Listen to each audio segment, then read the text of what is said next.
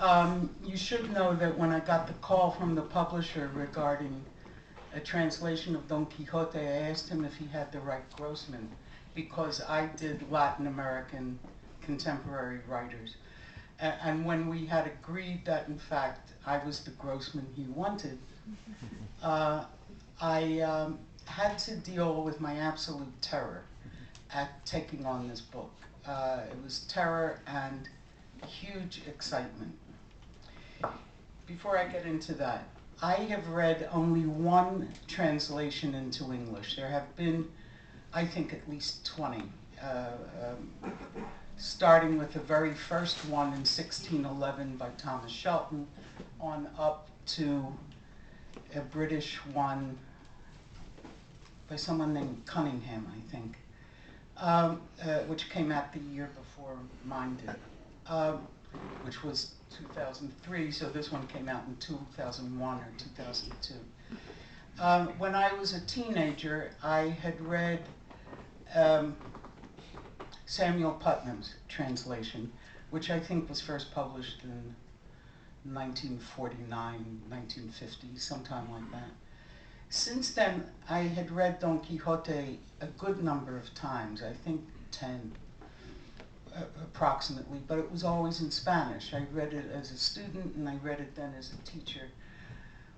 And I decided, I made a very conscious decision not to look at anybody else's translation.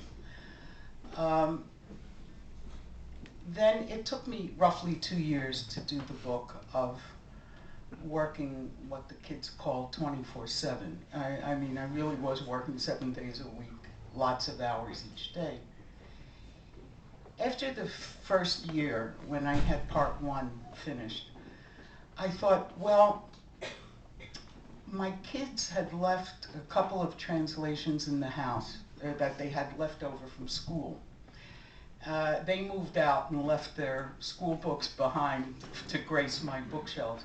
And so I thought, well, now that I know what the voice should be, I'm going to use these other translations as another dictionary. And when I run into a problematic spot, I'll see how other people solve the problem.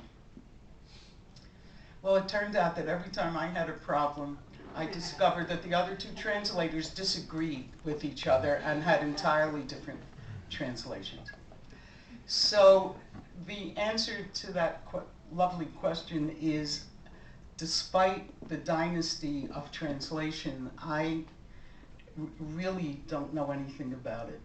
The one that I'm really interested in reading is the 18th century one. It's Smollett, Tobias Smollett's translation, which I have heard is an absolutely beautiful piece of writing.